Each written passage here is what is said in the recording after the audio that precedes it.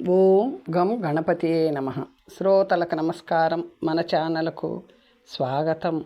శ్రీ స్కాంద మహాపురాణం బ్రహ్మఖండం గంధమాదన పర్వత ప్రశంస పాపనాశన తీర్థ మహత్యం.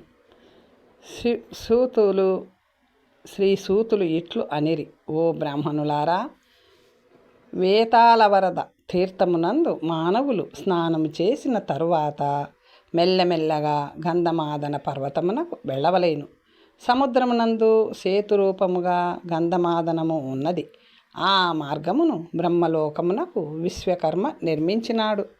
1,00,00,000 సహస్రముల సరస్సులు, నదులు, పుణ్యప్రదమైన సముద్రములు, వనములు, ఆశ్రమములు, పవిత్రమైన క్షేత్ర సమూహములు, వేదాది అరణ్యాధికములు, వశిష్ఠాది మునులు, సిద్ధచారణ కిన్నెరలు, లక్ష్మీ భూదేవులతో కూడిన విష్ణుమూర్తి, సావిత్రి, సరస్వతులతో కూడిన బ్రహ్మ, గణపతి, కుమారస్వామి, ఇంద్రుడు మొదలుగా గల దేవతలు, ఆదిత్యాది గ్రహములు, 8 మంది మా వసువులు, పితరులు, లోకపాలురు, ఇతర దేవతా గణములు, మహాపాతక సంగమములను నశింపచేయు లోకపావనమైన గంధమాదన పర్వతమునందు రాత్రింభవళ్ళు నివసించుచున్నారు.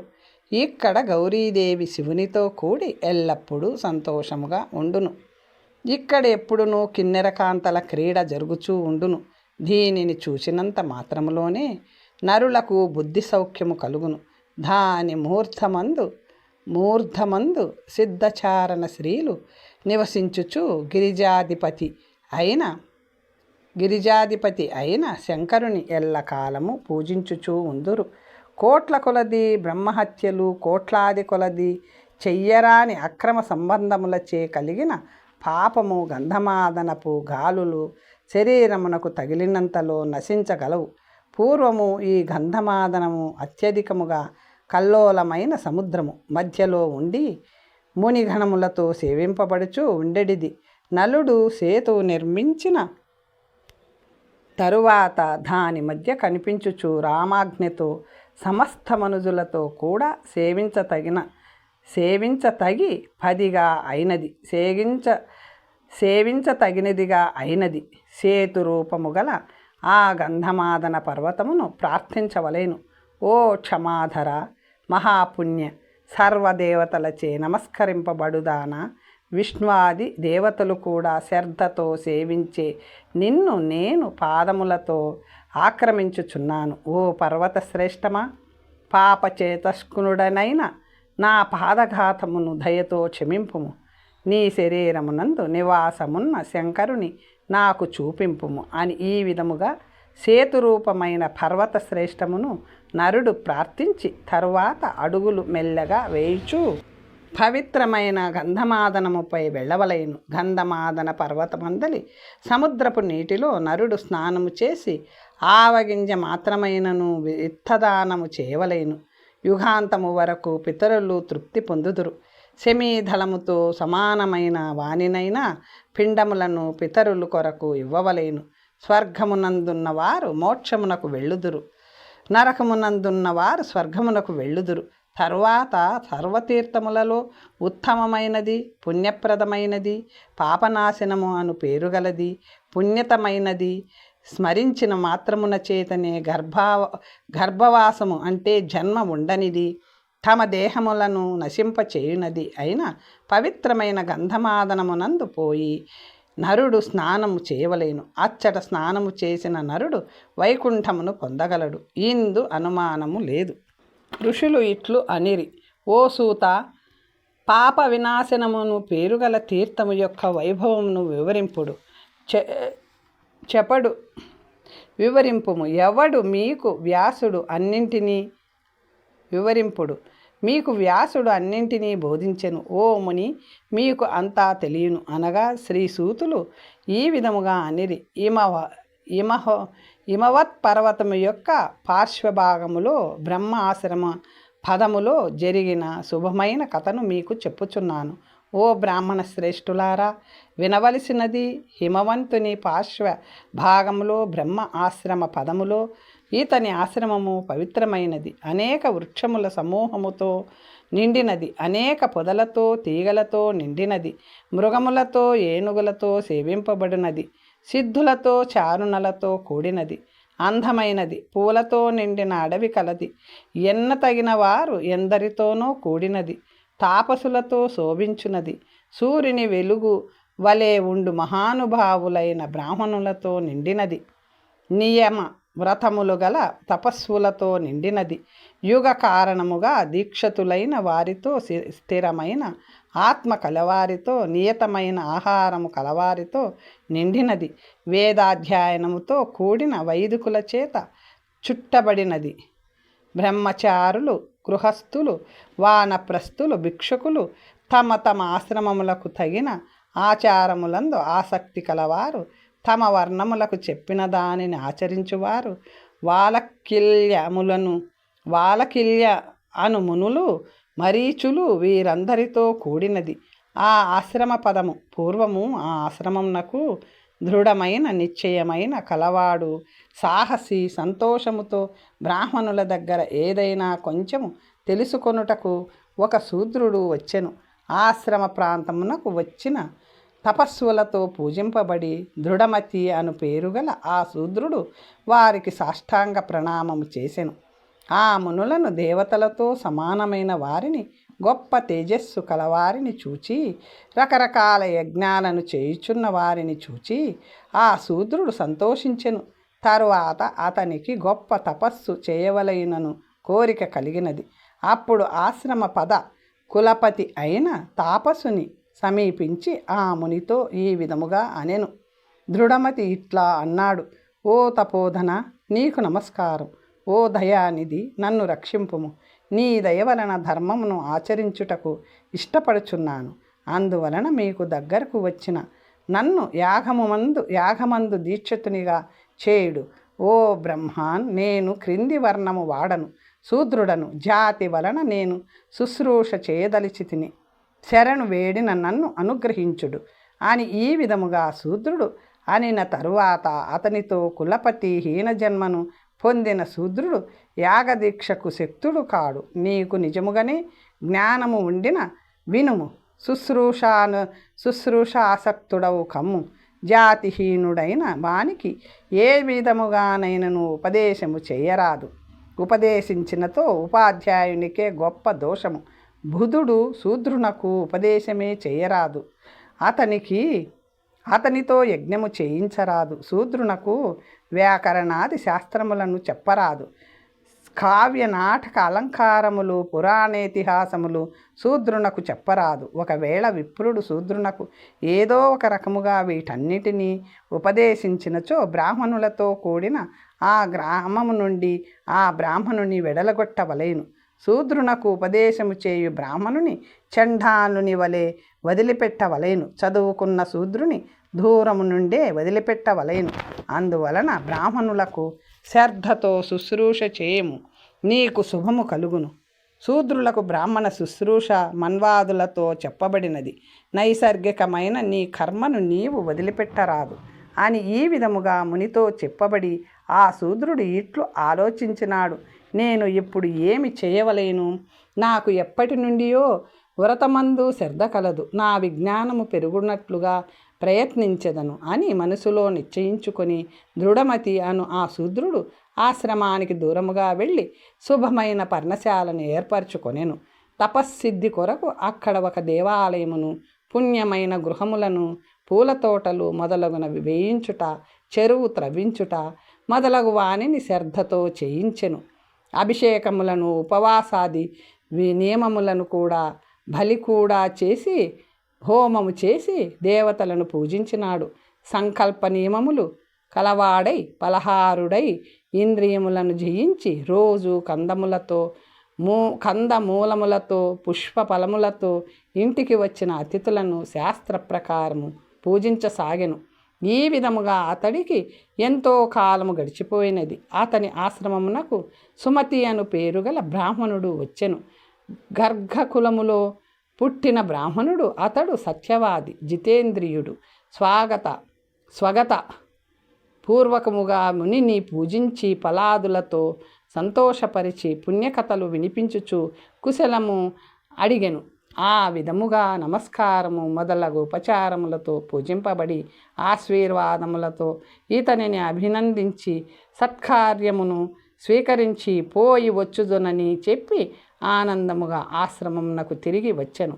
ఈ విధముగా ప్రతిరోజు ఆ బ్రాహ్మణుడు శూద్రుని యందు పక్షపాతము కలవాడై ఆ శూద్రుని చూచుటకు అతని ఆశ్రమమునకు వచ్చడి వారు చాలా కాలమునకు ఈ బ్రాహ్మణునకు శూద్రునితో సహవాసము ఏర్పడినది. స్నేహమునకు అధీనుడై శూద్రుడు చెప్పిన దానికి అతిక్రమింపలేదు. ఒకప్పుడు వచ్చిన బ్రాహ్మణునితో శూద్రుడు స్నేహవశుడై ఈ విధముగా నేను, ఓ మునీశ్వర, నాకు హవ్యకవ్య విధానమంతయు చెప్పుము.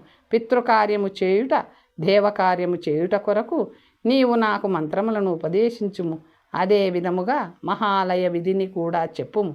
అష్టకాశార్థమును ఇంకను వైదికమైనవి అన్నింటినీ ఈ రహస్యములనంతయును నాకు చెప్పుము. నీవే నాకు గురువు. ఈ రకముగా శూద్రునితో అడుగబడిన బ్రాహ్మణుడు వానిని అన్నింటినీ ఉపదేశించెను. అట్లే శూద్రుని పితృకార్యాధికమును కూడా చేయించెను. పితృకార్యము చేయించిన తరువాత ఆ శూద్రుని వదిలి బ్రాహ్మణుడు వెళ్ళిపోయెను. ఈ విధముగా చాలా కాలము శూద్రునితో పోషింపబడి బ్రాహ్మణ సమూహం చేత విడువబడి ఆ బ్రాహ్మణుడు చనిపోయెను. యమభటుల చేత తీసుకొని పోబడి నరకములో వేయబడెను. కల్పకోటి సహస్రములు కల్పకోటి శతములు నరకములు అనుభవించి వాని చివర స్థావరమయ్యెను.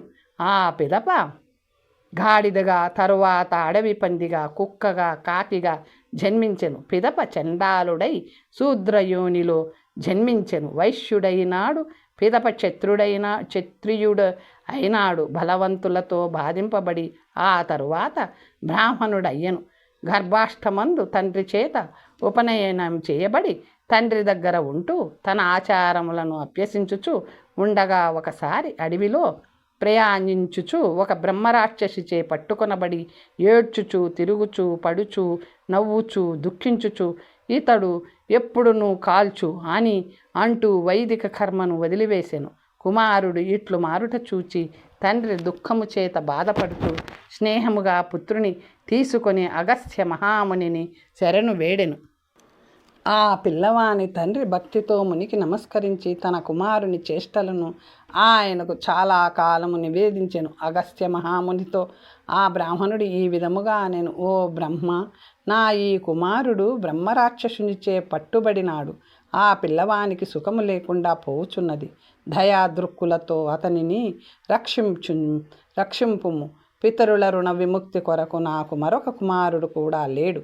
ఓ కుంభజ, ఇతడి పీడా నివృత్తి కొరకు ఉపాయమును మీరే చెప్పవలేను. నీతో సమానుడైన తపశీలుడు ముల్లోకములలో మరొకడు లేడు. శివభక్తులలో నీవు మొదటివాడవు అని ఈ మాట మహర్షులు తెలియచేసిరి. నీవు కాక నాకు ఈ పుత్రునకు దీని నుండి రక్షకుడు మరొకడు లేడు. తండ్రి మీద దయా చూపవలేను. సాధువులు దయాశీలురు కదా అని ప్రార్థించెను. శ్రీసూతులు ఇట్లు అనిరి. ఈ విధముగా బ్రాహ్మణుడు చెప్పగా కుంభజుడు కొంతసేపు ధ్యానంలో ఉండెను. చాలాసేపు ధ్యానించి తరువాత బ్రాహ్మణునితో, ఓ మహామతి, ఈ పిల్లవాడు పూర్వజన్మలో నీ కుమారుడే. సుమతి అను పేరుగల బ్రాహ్మణుడు తన బుద్ధిని శూద్రునకు ఇచ్చినాడు. వైదిక కర్మలను అన్నింటికీ ఇతడు ఉపదేశించెను. అందువలన ఇతడు నరకములను కల్పకోటి సహస్రముల కాలము అనుభవించి వాని చివర భూమిపై స్థావర యోనులలో జన్మించెను. ఇప్పుడు కర్మశేషము వలన నీ కుమారుడు బ్రాహ్మణుడైనాడు. బ్రహ్మరక్ష నాశనము కొరకు నీకు ఉపాయము చెప్పుదును. శ్రద్ధతో వినుము. మనస్సును సమాధానపరుచుకునుము. దక్షిణ సముద్రములో సేతురూపమైన పెద్ద పర్వతము ఉన్నది. దేవతలతో సేవింపబడుచు పవిత్రమైనది ఈ గంధమాదన పర్వతము. దాని పైభాగంలో పాప వినాశనమను తీర్థము ఉన్నది. అది పుణ్యప్రదము, ప్రసిద్ధమైనది, పాతకములను నశింపచేయునది. భూత ప్రేత పిశాచములకు, వేతాళ బ్రహ్మరాక్షసులకు చెందిన పాపనాశకము, గొప్ప రోగములను నశింపచేయునది. ఆ తీర్థము సేతు మధ్యములో ఉన్న ఆ తీర్థమునకు నీవు నీ కుమారుడిని తీసుకొని పొమ్ము. పాప వినాశన తీర్థమునందు నీ కుమారుని చేత ప్రయత్నపూర్వకముగా అయినను స్నానము చేయించుము. అందువలన ముక్తినిచ్చు రామసేతువునకు నీవు పొమ్ము. అక్కడ పాప వినాశనము అను పేరుగల తీర్థములో నీ కుమారుని స్నానము చేయింపుము. ఇక్కడ ఆలస్యము చేయవలదు. ఓ బ్రాహ్మణుడు, త్వరగా వెళ్ళుము అని అగస్త్య మహాముని చెప్పబడిన ఆ బ్రాహ్మణుడు అతనికి నమస్కరించి అనుజ్ఞ తీసుకొని గంధమాదనమునకు వెళ్ళెను. విప్రేంద్రుడు కుమారునితో పాటు పాప వినాశనమునకు పోయి సంకల్పపూర్వకముగా 3 రోజులు కుమారుని చేత స్నానము చేయించి పాప వినాశమునందు తండ్రి స్వయముగా స్నానము చేసెను. అతని కుమారుడు బ్రహ్మరాక్షసుని నుండి విముక్తుడై రోగరహితుడై ఆరోగ్యవంతుడై సుందర రూపధారి అయి ఆవిర్భవించెను. సర్వసంపద్వృద్ధుడై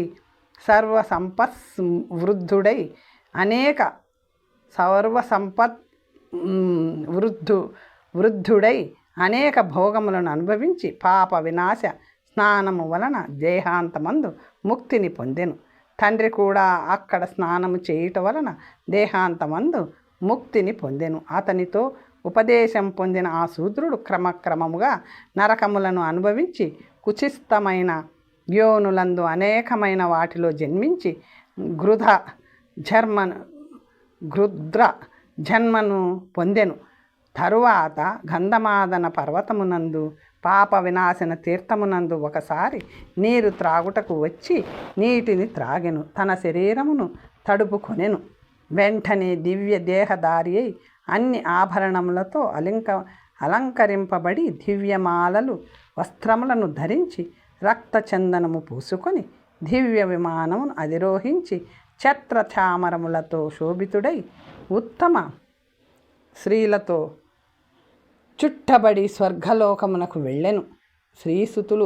శ్రీసూతులు ఇట్లు అనిరి, ఇట్టి ప్రభావం గలది ఈ తీర్థము. పాప వినాశన తీర్థము స్వర్గమును ఇచ్చునది, మోక్షాన్ని ఇచ్చునది, పుణ్యప్రదమైనది, ప్రాయశ్చిత్తకరమైనది కూడా. బ్రహ్మ విష్ణు మహేశ్వరులతో సేవించబడునది, దేవతలతో సేవించబడేది.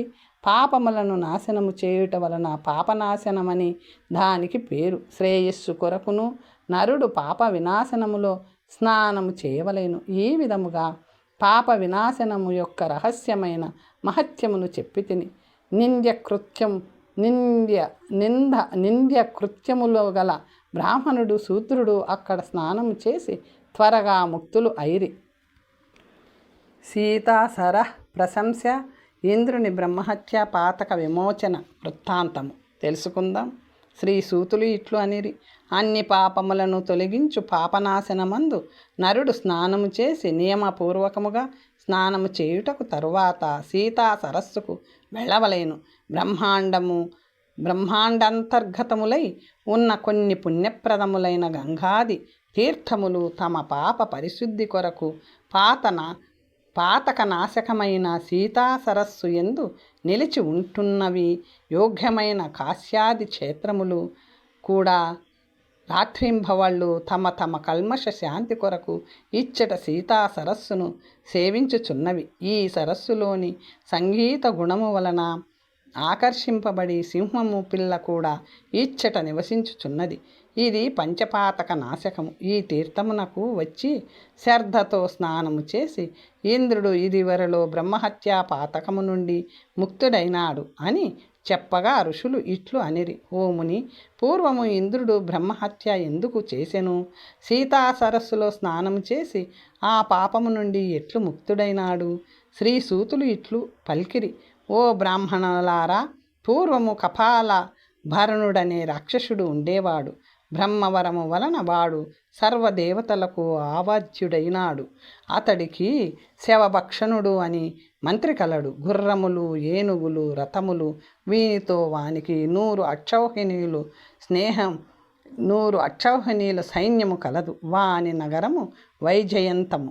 బలవంతుడైన కపాలాభరణుడు ఆ పురమునందు ఉండేటివాడు. ఒకప్పుడు తన మంత్రి అయిన శవభక్షకుణ్ణి పిలిచి కపాలాభరణుడు ఇట్లు అన్నాడు, ఓ శివభక్షక, పరాక్రమవంతుడా, మంత్రశాస్త్రము తెలుసుకొనినవాడా, దేవతల నగరమునకు మనము పోయి యుద్ధములో దేవతలను జయించి సైనికులతో సహా సుందరమైన ఇంద్రభవనములో నివసించెదము.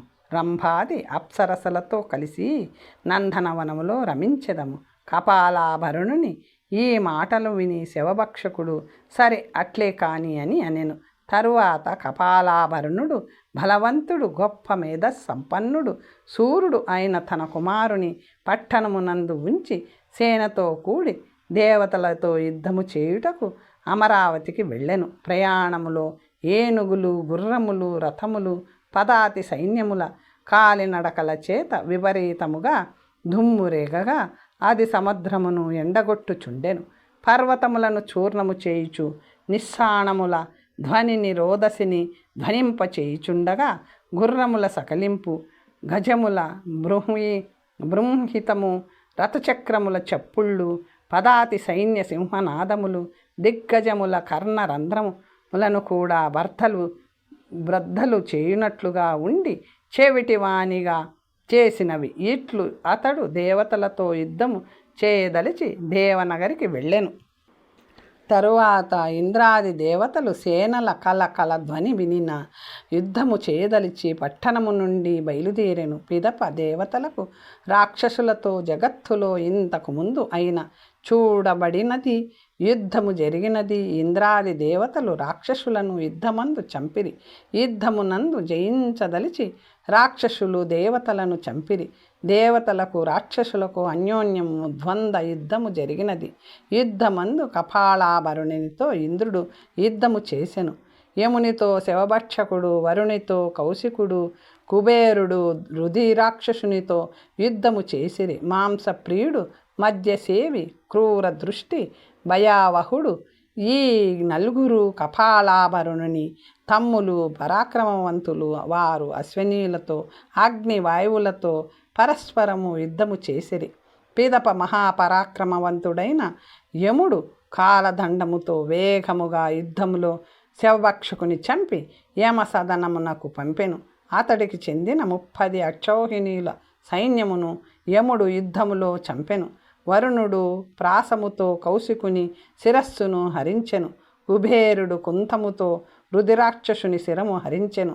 అశ్వినులు అగ్నివాయువులతో కపాలాభరణుని అనుజులు యుద్ధములో చంపబడి యమసదనమునకు వెళ్ళిరి. దేవేంద్రుడు యుద్ధమందు 100 అక్షౌహిణీల విరోధి సైన్యమును ఆరజాములో చంపెను. వారు యమన సదనమునకు పోయిరి. అప్పుడు కపాలాభరణుడు చనిపోయిన తన సేనను చూసి ధనస్సు తీసుకొని వేగము గల తీక్షణమైన బాణములను తీసుకొని యుద్ధమునకు వచ్చి ఇంద్రునితో నీలు అని అనెను. తరువాత 5 బాణములతో ఇంద్రుని తలపై కొట్టగా ఇంద్రుడు ఆ బాణములు తనను చేరక మునిపే తన బాణములతో వానిని ఛేదించెను. అంతటా కపాలాభరణుడు శూలము తీసుకొని యుద్ధములో ఇంద్రునిపైకి విసిరినాడు. అతడు శక్తితో దానిని కొట్టగా తరువాత కపాలాభరణుడు 100 అస్తముల వైశాన్యము గలది, ఉక్కుతో చేసినది, 5000 తులములు బరువు గలది అయిన గదను తీసుకొని యుద్ధములో ఇంద్రుని రొమ్ముపై కొట్టగా ఇంద్రుడు మూర్ఛపోయి రథములోనే కూర్చుండిపోయెను. బృహస్పతి మృత సంజీవిని విద్యను జపించి అద్భుతముగా యుద్ధములో ఇంద్రుని బతికింపచేసెను. అప్పుడు ఐరావతము నుండి ఎక్కి ఇంద్రుడు కపాలాభరుని దగ్గరకు వచ్చి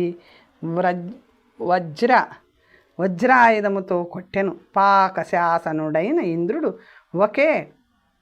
ఒకే దెబ్బతో యుద్ధములో వజ్రాయుధముతో రథము, గుర్రములు, ధనస్సు, ధ్వజము, అంబుల పొది, కవచము వీటన్నిటినీ కలిపి కపాలాభరుని కోపముతో తిలలుగా కణకణములుగా పొడిగా చేసెను.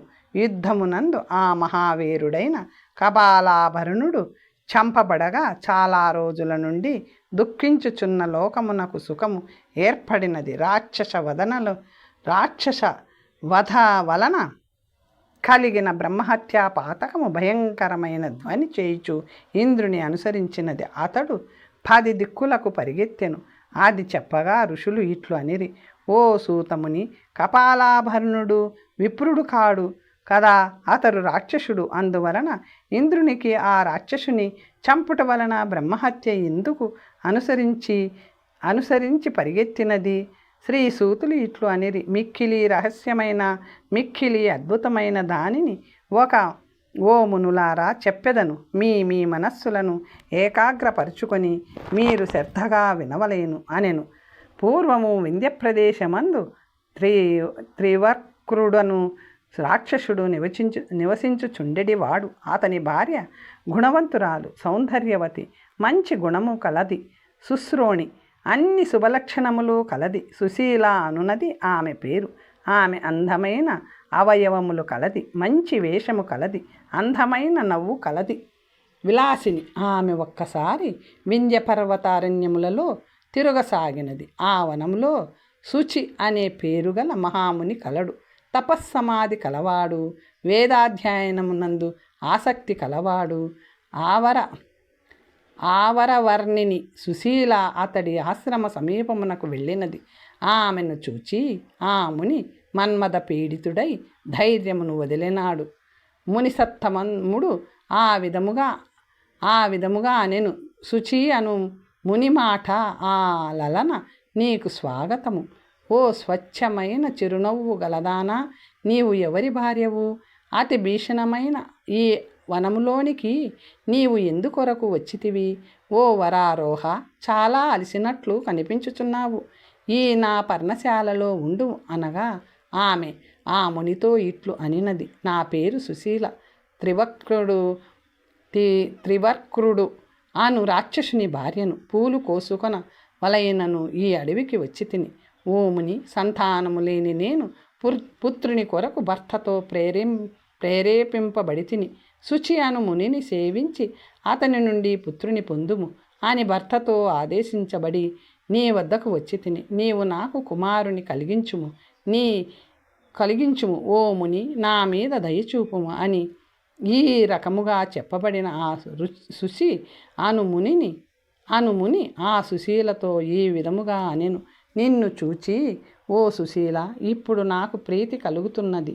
నా కోరిక అనే సముద్రమును నీవు పూర్తి చేయము అని చెప్పి ఆ ముని ఆమెతో 3 రోజులు రమించెను. సుందరాకృతి గల ఆమెతో సంతోషముగా ముని ఈ విధముగా అనెను, నీ గర్భమునందు మహాపరాక్రమవంతుడు కపాలాభరణుడు అను పేరుగలవాడు జన్మించును. చాలా కాలము భూమిని రాజ్యమును పాలించగలడు. 1000 సంవత్సరములు తపస్సు చేసి బ్రహ్మను తన తపస్సుతో మెప్పించును. ఇంద్రుడు తప్ప ఇతర దేవతల చేతులలో ఇతనికి చావు లేదు. ఈ విధముగా నీ కుమారుడు ఇంద్రునితో సమానమైన పరాక్రమము కలవాడు అగును అని ముని ఆ స్త్రీతో చెప్పి తరువాత శివపురి అయిన కాశీకి వెళ్ళెను. ఆ సుశీల కపాలాభరణుడు అను పుత్రుని కనెను. యుద్ధమునందు ఇంద్రుడు వజ్రముతో అతనిని చంపెను. శుచి అను ముని బీజము వలన కలిగిన వానిని ఇంద్రుడు చంపెను కనుక ఇంద్రుడు బ్రహ్మహత్యతో పట్టుబడినాడు. భయాకులుడై ఇంద్రుడు అన్ని లోకములకు పరిగెత్తసాగాడు. పరిగెత్తుచున్నవాని వెంట పరిగెత్తుచు బ్రహ్మహత్య అతనిని అనుసరించినది. ఈ ఇంద్రుడు బ్రహ్మహత్యతో అనుసరింపబడుతూ మిక్కిలి పరితపించి బ్రహ్మగృహమునకు చేరెను. బ్రహ్మకు ఇంద్రుడు బ్రహ్మహత్యను నివేదించెను. ఓ లోకనాథ, ఈ బ్రహ్మహత్య మిక్కిలి భీషణమైనది. ఓ ప్రజానాథ, ఇది నన్ను బాధించుచున్నది. దాని నాశనమును గూర్చి నాకు చెప్పుము అని ఇంద్రుడు ఇట్లు అడుగగా బ్రహ్మ ఇంద్రునితో ఈ విధముగా అనెను, గంధమాదన పర్వతములోని సీతాకుండమునకు వెళ్ళుము. సీతాకుండము తీరములో నీవు యాగములతో శివుని పూజించి సర్వపాపహరమైన శుభకరమైన ఆ సరస్సులో స్నానము చెయ్యము. ఆ తరువాత బ్రహ్మహత్య నుండి ముక్తిని పొంది పవిత్రుడవు కమ్ము. ఓ ఇంద్ర, అన్ని దుఃఖములను వదిలి దేవలోకమునకు తిరిగి వెళ్ళుము. సీతాకుండము అన్ని పాపములను తొలగించున్నది, ముక్తిని ఇచ్చున్నది, పుణ్యప్రదమైనది. పాతక సంగములను నశింపచేయునది, అమృతము వంటిది, అన్ని దుఃఖములను నశింపచేయునది, దారిద్ర్యమును నశింపచేయునది, ధనధాన్యములను ఇచ్చునది, శుద్ధమైనది, వైకుంఠాది పదములను ఇచ్చునది.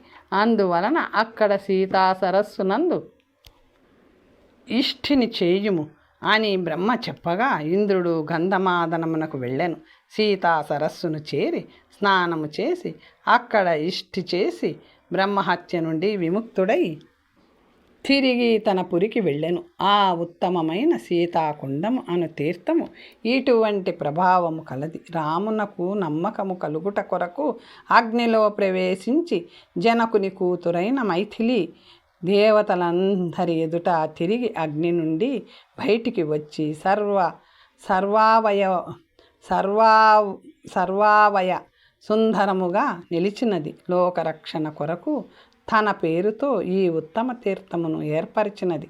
అక్కడ సీత స్వయముగా స్నానము చేసినది కనుక సీతాసరము అని పేరు ఏర్పడినది. అక్కడ స్నానము చేసిన వారు అన్ని కోర్కెలను పొందుదురు. అక్కడ స్నానము చేసి రకరకాలైన దానములు చేసి అనేక దక్షిణలతో యజ్ఞములను చేసిన నరులు పరమేశ్వర లోకమునకు వెళ్ళుదురు. ఈ రకముగా ప్రసిద్ధమైన సీతా సరోవర వైభవము మీకు చెప్పితిని. ఈ సీతా సరోవర వైభవమును వినిన వారు చదివిన వారు ఇచ్చట భోగములను అనుభవించి పరమందును సుఖమును పొందుదురు. తర్వాత కథ వచ్చే భాగంలో తెలుసుకుందాం. నమస్తే.